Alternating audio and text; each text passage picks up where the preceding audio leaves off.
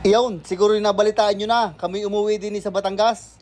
Ang vlog na rin, i-share ko lang sa inyo ang aming paglalakbay papunta dito. Balay, pagkagayak namin ay gumaor na kami. At 1 oras at 20 minutos pa nga idadrive papunta sa airport. Maaga nga kaming umalis, alas 2 ng umaga. Gawa na nga aming boarding ay alas 4. At yun, dumating na nga kami sa airport at aring aming mga bagahe. Kakaunti lang naman, 7 maleta. Naandinin na atang buong bahay namin ay. Ang aming nga palang sasakyan ay iniwan namin din ay sa aming kaibigan malapit sa airport. Kay Ate Jo at saka kay JP, maraming salamat, kayo nung bahala diyan. Ay, ang aking bulunggit, alive na alive ay. Ay siya, babay muna. Ay pag sa Panday at nung nag-alas 4 ay aray, binuksan na ang aming pag-check-inan. Titimbangin ang aming mga maleta din ay. Pag may sobra sa timbang ay susuot ko na laang. Abay nung natimbang naman ay pasok lahat. Kaya aray, magmamalakargador muna tayo. At dini pala kanya-kanyang salpak ng maleta dini sa machine. At pagkatapos kong buhatin ang aming mga maleta sa machine, ay pinapunta na kami dini sa boarding area. May humigit 1 oras pa kami nga antayin bago kami paakitin ng eroplano. Kaya ako'y bumili muna ng kapay at talagang wala pang tulog si Utoy. At meron nga kami din ng tinapay na may itlog. Ginawa ko ore bago kami umalis kanina.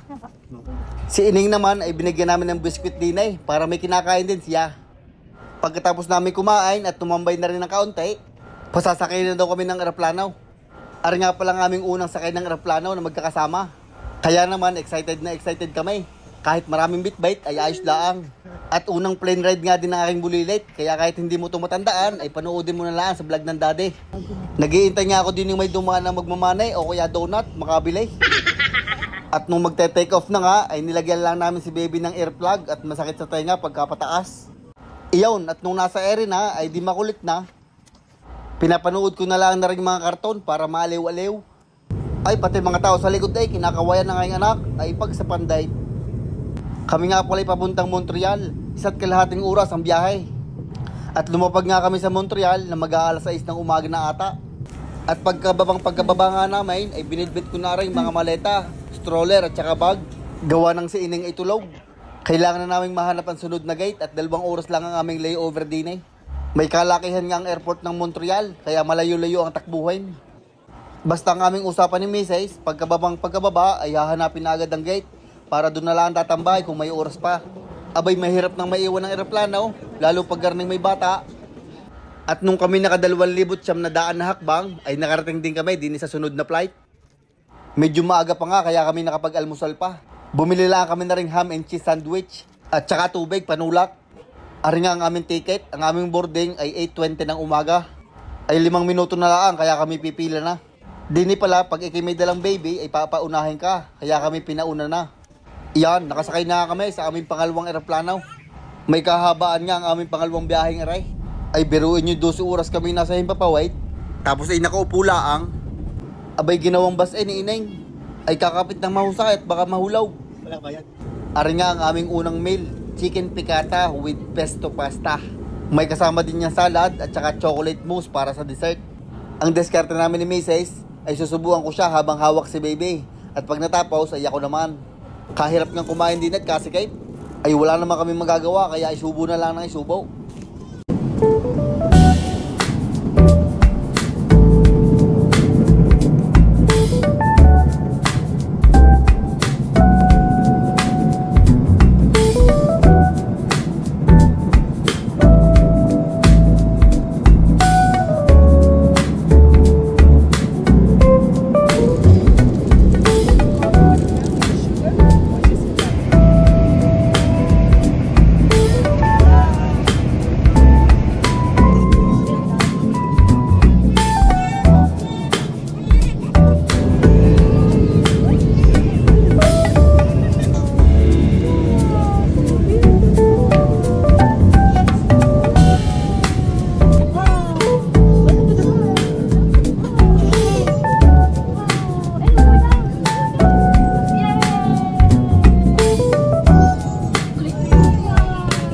At yun, pagkalipas ng 12 oras na biyahe, ay ngimay ang aming puwait.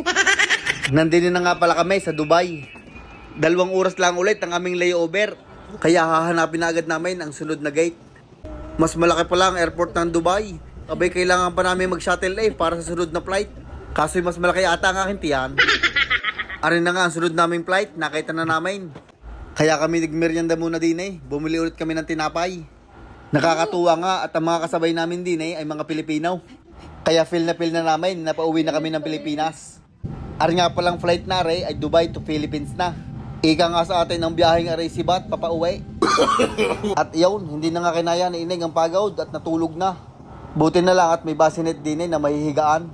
Ang una nga namin pagkain din eh ay braised beef with tomato and herbs. Ang kay Mrs. pala ay chicken with vegetables and rice.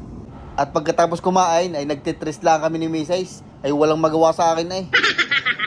Ari nga palang Dubai to Philippines na ay 8 hours na biyahe. At nung mga 20 minutos na lang ay yan, kita na namin ang Pilipinas. Punong-puno ay ng ilaw.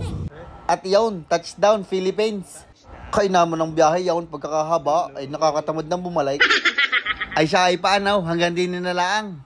Shout out kay Vina Honrade Mangobos, kay Malu Bartolome, kay Jeff Garcia, sa Soriao family, at kay Unique Bernardo ng San Miguel, Bulacan. Maraming salamat mga idol.